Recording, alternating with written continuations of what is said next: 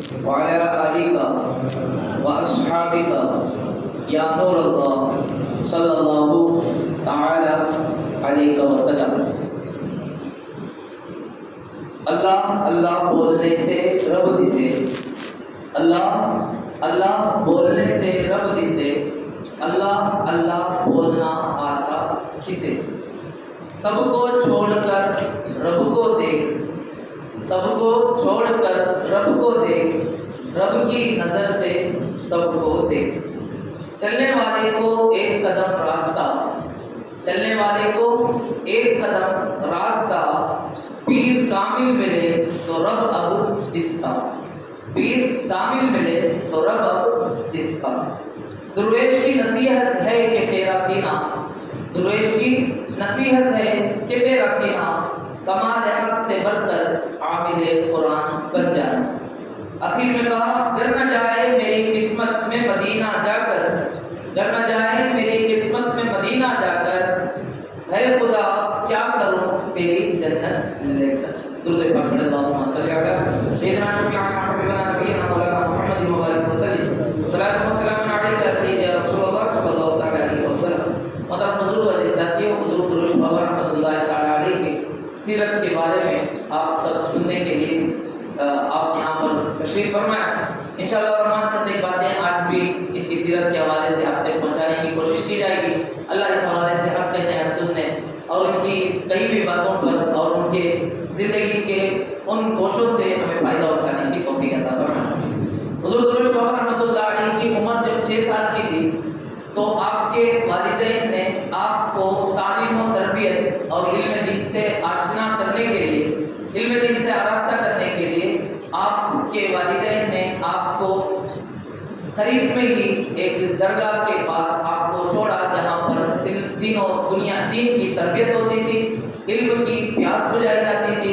6 سال کی عمر میں، جبکہ آج کا بچہ 6 سال کی عمر میں کچھ بھی نہیں جانتا، حضور دروش بابا رحمۃ اللہ علیہ کو اس چھوٹی سی عمر میں روحانی طور پر بچے کی تربیت کے لیے ماں باپ نے یہ بڑی قربانی دی۔ ایسی قربانی جب دی جاتی ہے تو اس قربانی کے بعد جو نتیجہ نکلتا ہے، جو رزلٹ نکلتا ہے، وہ بڑا اعلیٰ رزلٹ ہوتا ہے، بڑا ہی زوردار انداز میں وہ نتیجہ نکلتا ہے۔ یہی حال حضور سیدی سندی دعا کو درویش بابا رحمۃ اللہ علیہ کے ساتھ بھی ہونا بھی کیوں؟ آپ کے دادا یعنی حضور درویش بابا رحمۃ اللہ علیہ کے والد کے والد، ان کا معمول یہ تھا کہ وہ روزانہ فجر کی نماز کے بعد مسجد میں بیٹھ کر قرآن پاک کی تلاوت شروع کرتے، روزانہ فجر کے بعد مسجد میں قرآن پاک کی تلاوت کرتے، عشاء کی نماز تک جو ہے آپ پورا ایک قرآن پاک ختم کرتے۔ آپ کے دادا حضور درویش بابا رحمۃ اللہ علیہ کے دادا کا کمال یہ تھا کہ روزانہ فجر کی نماز پڑھ کر قرآن پاک کی ابتدا کرتے اور عشاء کی نماز سے قرآن پاک کو ختم کر کے کچھ تبرک رکھ کر اس پر فاتحہ دلاتے اور اسے گھر والوں میں تقسیم کرتے۔ اب دادا کا مقام و مرتبہ اتنا بلند کہ کلام اللہ کو روزانہ ایک مرتبہ ختم کرتے، اب ہوتا تو ظاہر ہے بڑوں کا اور آبا کا اجداد کا کچھ نہ کچھ اثر پایا ہی جاتا ہے۔ حضور درویش بابا رحمۃ اللہ علیہ کے اندر تو اتنا زیادہ اثر تھا، آپ اس کا اندازہ واضح طور پر لگا سکتے ہیں۔ تو 6 سال کی عمر میں والدین نے آپ کو حوالے کیا علم دین کی تربیت اور اخلاقی تربیت، ساری تربیت کے لیے آپ کو 6 سال کی عمر میں سپرد کر دیا گیا۔ وہیں سے آپ نے مریدی حاصل کی، آپ اپنے پیر و مرشد کے پاس 6 سال کی عمر میں پہنچے۔ 6 سال کے بعد آپ پیر و مرشد کی بارگاہ میں 11 سال تک علم دین اور ساتھ ہی ساتھ روحانی تربیت اور علم معرفت، علم حقیقت، ساری چیزیں آپ 11 سال تک اپنے مرشد کامل کے پاس آپ بیٹھ کر سیکھتے رہے۔ مرشد کامل اپنے طور پر آپ کو نوازتے رہے، کھلاتے رہے، آپ کو سنوارتے رہے، آپ کی زندگی کے ہر گوشے کو برائیوں سے پاک و صاف کرتے۔ 11 سال، 6 سال کی عمر کیا ہے، اس کے بعد 11 سال تک حضور درویش بابا نے اپنے پیر و مرشد کے ساتھ جو زندگی گزاری، یہ زندگی کا ایک اہم موڑ تھا۔ یہیں سے ساری چیزیں آپ کو ملنی تھی اور واقعات یہیں سے ساری چیزیں آپ کو ملی۔ تبھی تو حضور درویش بابا نے رحمۃ اللہ علیہ نے بڑا کہ چلنے والے کو ایک قدم راستہ ہے، چلنے والے کو ایک قدم راستہ، پیر کامل ملے تو رب اب دستا۔ آپ کو پیر کامل ملا تھا جس کی وجہ سے آپ نے 11 سال ان کے صحبت میں گزاری اور اس 11 سال میں بہت کچھ حاصل کیا۔ اب 11 سال صحبت میں گزاری تو آپ کی عمر شریف 17 سال کی ہوگی۔ 17 سال کی عمر کیا ہوتی ہے؟ آج اگر 17 سال کی عمر کے جوانوں کو اگر دیکھا جائے تو مسجد سے دور اور دیگر ساری جگہوں پر وہ نظر آتے ہیں۔ حد تو یہ ہے آج کے حالات کے اعتبار سے معاملات اتنے خراب ہو چکے ہیں کہ آج کا وہ 17 سال کا نوجوان نشے کے دھند میں پڑا ہوا نظر آتا ہے۔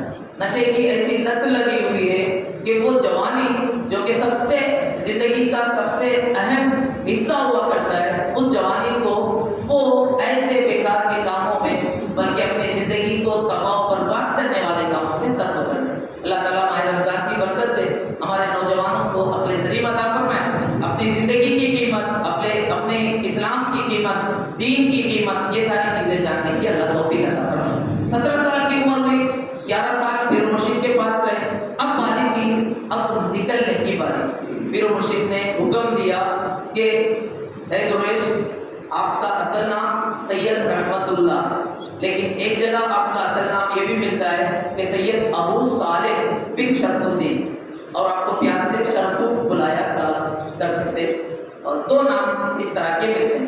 باقی ساری چیزوں پر پردہ پڑا ہوا ہے۔ میں نے اپنے طور پر حضور درویش بابا رحمۃ اللہ علیہ کے زندگی کے حوالے سے اور یہاں دربار میں رہ کر کچھ چیزیں میں نے اپنے طور پر یہ مشاہدہ کیا کہ ان کی شخصیت ایسی اعلیٰ شخصیت ہے، یہ دنیاوی اعتبار سے اپنا نام چاہتے ہیں۔ آج بھی دیکھیں 50 سال کا عرصہ گزر چکا ہے، آج بھی دنیاوی اعتبار سے اگر دیکھا جائے ان کے نام کو دنیاوی لحاظ سے اگر روشن کرنا چاہیں ہمیں وہ توفیق ملتی نہیں۔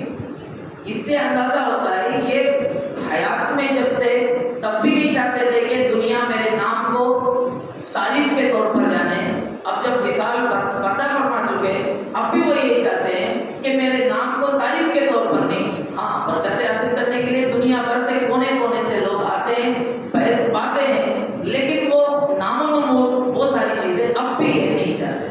میں نے اپنی زندگی کے جو 8 مہینے یہاں گزارے اس سے یہی اندازہ لگا، کیونکہ بہت سارے کام ایسے ہیں حضور درویش بابا رحمۃ اللہ علیہ کے تعلق سے جس کو اگر عام کیا جائے تو حضور درویش بابا کی زندگی کے جو گوشے ایسے بھی نرالے ہیں، ان کاموں سے اور زیادہ نرالے ہو سکتے ہیں، اور زیادہ لوگوں کو ان کے بارے میں وضاحت مل سکتی، لیکن اس کی توفیق نہیں ملتی۔ وجہ اس کی کیا ہے؟ انہیں نہ تو زندگی میں وہ ساری چیزیں پسند تھی اور نہ ہی شاید پردہ فرمانے کے بعد وہ ساری چیزیں انہیں پسند تھی۔ بہرحال اللہ ان کے فیض و برکات سے سب کو مالا مال فرمائے۔ تو 17 سال کی عمر میں پیر مرشد نے کہا کہ اب نکل جاؤ اور میرج چلے جاؤ۔ میرج آپ سب جانتے ہیں، وہاں سید شمنا پیرا رحمۃ اللہ علیہ کا مزار مقدس ہے۔ آپ نے حکم دیا میرج جاؤ اور لوگوں کی پیاس کو بجھاؤ، لوگوں کو اللہ کی راہ دکھاؤ، یعنی میرج کی طرف آپ نے ان کو روانہ کیا، پیر مرشد نے آپ کو روانہ کیا۔ میرج آپ تشریف لائے۔ اب میرج آنے کے بعد آپ کے ساتھ کیا معاملہ ہوا آپ سنیں۔ میرج میں آپ سید شمنا میرا رحمۃ اللہ علیہ کے متصل ایک مسجد تھی، آپ اس مسجد میں آئے، دن بھر ذکر و اذکار میں مشغول رہتے، دن بھر ذکر و اذکار کرتے رہتے۔ وہاں پر ایک صاحب تھے جن کا نام دستگیر کا، مرحوم دستگیر صاحب، ان کا حال یہ تھا کہ وہ جو بھی مسافر مسجد میں آتے، کوئی بھی کہیں سے بھی آتا، ان کی ایک حالت یہ تھی، ان کی ایک عادت یہ تھی کہ وہ اس مسافر کو اپنے گھر لے جاتے اور کھانا کھلاتے۔ مسافروں میں بھی کئی ایسے آتے ہیں جو سر کا پوش ہوتے ہیں، جو درویش کے لباس میں آتے ہیں، جو ولی کامل کے لباس میں آتے ہیں۔ اسی لیے مسافروں کی دعا اللہ کے پیارے حبیب کہتے ہیں قبول ہوتی ہے، رد نہیں ہوتی۔ مسافر کوئی بھی آئے ان سے دعا کروانا چاہیے، مسافروں کی دعا اللہ قبول کرتا ہے۔ اور مسافروں میں بہت سارے آتے ہیں، قطب بھی آتے ہیں، ابدال بھی آتے ہیں، ولی کامل بھی آتے ہیں، اور زمانے کے ستائے ہوئے بھی آتے ہیں، بہت سارے آتے ہیں۔ تو ان کی عادت تھی مرحوم دستگیر صاحب کی کہ وہ جو بھی آتا مسافر ان کی مہمان نوازی کرتے، گھر لے جاتے، کھانا کھلاتے۔ اب حضور درویش بابا جب اس مسجد میں آئے اور نماز ادا کی، یہ انتظار میں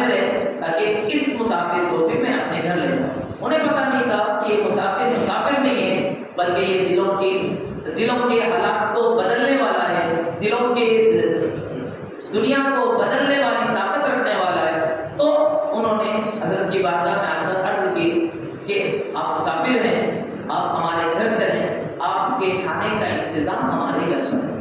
حضور درویش بابا رحمۃ اللہ علیہ نے اس وقت جواب دیا، بابا میں تو کھا کر آیا ہوں، ابھی فریش میں نے کھایا ہے۔ اور وہ دستگیر صاحب کہتے ہیں حضور درویش بابا نے اپنا ہاتھ اٹھا کر میری ناک میں لگایا تو مجھے بہترین بریانی کی خوشبو آ گئی، بہترین بریانی کی خوشبو مہک آ رہی تھی۔ میں نے سوچ لیا کھا لی ہوں گے، میں خاموش ہوا۔ جب میں نے دیکھا، حالات پر غور کیا کہ یہ صرف نماز پڑھتے ہیں، پورا دن مسجد میں رہتے ہیں، قضائے حاجت کے لیے صرف نکل کر جاتے ہیں، جب ضرورت پڑتی ہے واش روم جانے کی اسی کے لیے اٹھتے ہیں، باقی سارا وقت مسجد میں گزارتے ہیں، انہیں کبھی باہر نکل کر کھاتے ہوئے بھی نہیں دیکھا۔ تو 2-3 دن کے بعد آپ نے اصرار کیا کہ بابا میں نے تو آپ کو باہر نکلتے ہوئے نہیں دیکھا، اب آپ کو میرے ساتھ چلنا ہی ہوگا، آپ کو میرے گھر کھانا ہی ہوگا۔ نوجوان تھے، 17 سال کی عمر کیا ہوتی ہے، اب وہ بزرگ بلا رہے تھے، یعنی وہ عمر والے تھے، اب ان کا گھر بھی ایسا نہیں تھا کہ مطلب کسی بڑے ولی کامل سے عرض کر رہے ہیں، بلکہ ایک مسافر سے کہہ رہے ہیں۔ لیکن 3 دن کے بعد وہ مسافر ان کے لیے بہت اہم ہو چکا تھا، کیونکہ 3 دن انہوں نے غور کیا کہ یہ بندہ باہر نکلتا ہی نہیں، قضائے حاجت کے لیے جاتا، پھر مسجد میں آ کر ذکر و اذکار میں مشغول ہوتا۔ ضد کیا اور کہا کہ آج تو آپ کو چلنا ہی ہوگا، آج تو ہمارے گھر کھانا کھانا۔ جب اصرار بڑھ گیا تو آپ نے فرمایا کہ بابو ایک کام کرنا، گھر جانا، اپنی امی سے کہہ۔ ایک ولی کامل کی جو نگاہ ہوتی ہے وہ بہت دور تک دیکھتی ہے، ہم جہاں تک دیکھ نہیں سکتے، ہماری دیکھنے کی طاقت جہاں ختم ہوتی ہے وہاں سے ولی کامل کی، درویش کی دیکھنے کی طاقت کی ابتدا ہوتی ہے۔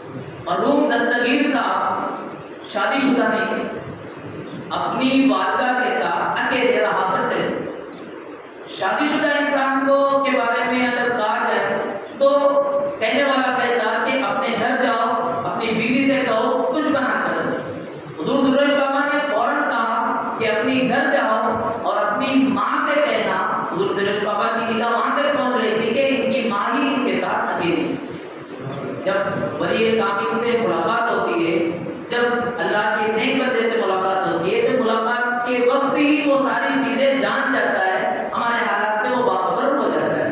تو یہ بندے مرحوم دستگیر صاحب چونکہ لگاتار لگے ہوئے تھے، ان کے بارے میں اللہ نے ان پر واضح فرما دیا اور انہوں نے کہا کہ آپ جائیں گھر پہ اور اپنی ماں سے کہہ دیں ایک روٹی میرے لیے پکائیں اور لال مرچ تلی ہوئی اس کے ساتھ لا کر دے دیں۔ ایک روٹی کو بھی کس طور پر کہ اچھا پاک و صاف ہو کر، باوضو ہو کر ایک روٹی میرے لیے بنائیں اور لال مرچ تلی ہوئی میرے پاس دیں۔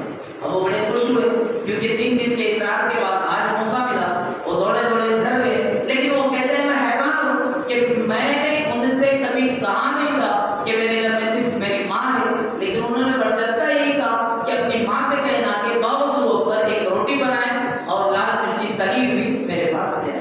بہرحال ہو گئے، خوش نصیبی سمجھے اور ساتھ ہی ساتھ انہوں نے ایک روٹی اور لال مرچی تلی ہوئی حضرت کی بارگاہ میں آپ لے کر آئے۔ حضرت نے فوراً تناول نہیں کیا، آپ نے فرمایا اسے وہاں رکھ دو۔ وہ مرحوم دستگیر صاحب اسے کھڑکی کے پاس رکھ کر آپ چلے۔ رات گزری، صبح کا وقت آیا، فجر کی نماز کے لیے مرحوم دستگیر صاحب جب پلٹ کر آئے تو آپ نے کیا دیکھا کہ جو روٹی اور لال مرچی تلی ہوئی لا کر دیا گیا تھا اس میں سے ایک لقمہ حضرت نے کھا لیا۔ صرف اتنا، ایک لقمہ۔ آج ہمیں کھانے کو مل جائے تو ہم یہ سوچتے ہیں کہ جتنا جو کچھ آئٹم ہے وہ ساری چیزیں ہم لے لیں۔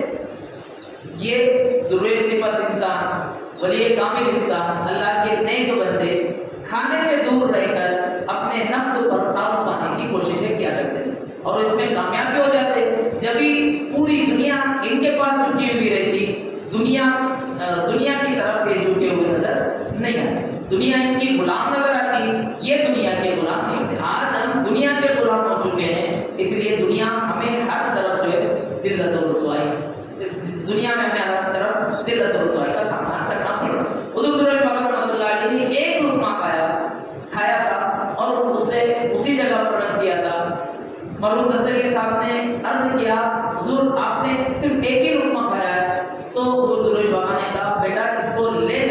اور تبرک کے طور پر اس کو کھانا.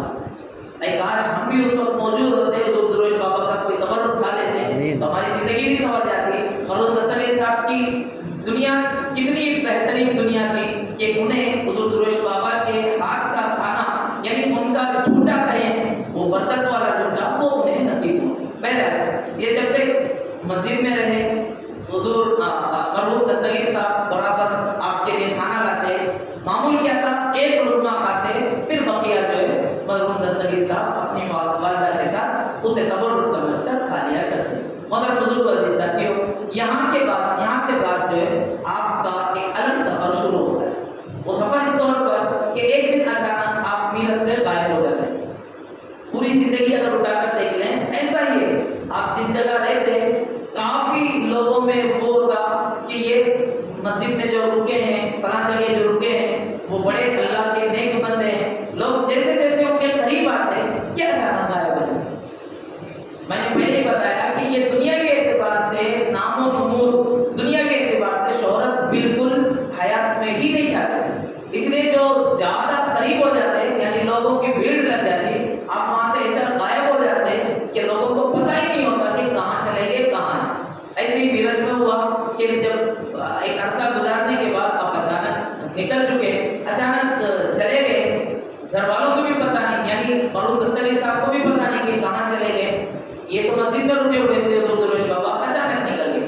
پھر 3 مہینے کے بعد مرحوم دستگیر صاحب کہتے ہیں 3 مہینے کے بعد آپ واپس پلٹ کر آئے اور آ کر سیدھا جو ہے مسجد نہیں گئے مرحوم دستگیر صاحب کے گھر پر چلے. اب مرحوم دستگیر صاحب کہتے ہیں میں نے نہ تو ان کو گھر کا پتہ دیا تھا نہ تو گھر کے بارے میں بتایا تھا لیکن کیا خبر تھی کہ فوراً میرے غریب کھانے پر آ کر میرے دروازے کو کھٹکھٹایا. ہماری زندگی کا وہ بہترین لمحہ تھا کہ حضور درویش بابا ہمارے گھر پر تشریف لائے. تو پھر گھر پر جیسے ہی آئے آپ نے فوراً حکم دیا کہ سلائی مشین لے کر آؤ اور نیا کپڑا آپ کے پاس تھا. آپ نے سلائی مشین کے ذریعے سے کپڑے کو کترا خود سے اور خود سے سیا اور یہ کہا کہ یہ کپڑا جو ہے میں انشاءاللہ مدینے میں پہنوں. سبحان اللہ. کپڑے کے حوالے سے کہا کہ یہ کپڑا میں مدینہ شریف میں پہنوں گا. مگر بزرگ ساتھیوں 3 مہینے کے بعد جب پلٹ کر واپس آئے کپڑے وغیرہ سل چکے تو پھر اس کے بعد آپ کا ایک الگ سفر شروع ہوا. وہ بڑا پیارا سفر تھا. اس سفر کو انشاءاللہ آپ کے سامنے کل پیش کیا جائے گا اور اس سفر میں جو اہم معاملات ہوئے اور کرامات ہوئے اور درویش بابا رحمۃ اللہ علیہ کے زندگی کے جو الگ موڑ آئے اس کے بارے میں بھی آپ کو سماعت کرنی ہے. اللہ کریم کی بارگاہ میں دعا ہے کہ اللہ تبارک و تعالیٰ درویش بابا رحمۃ اللہ علیہ کے فضل و برکات سے رسول ہمارا مال عطا فرمائے. ان کے نقش قدم پر چل کر ہمیں زندگی گزارنے سنوارنے اور زندگی کے ہر لمحے زندگی کے گوشوں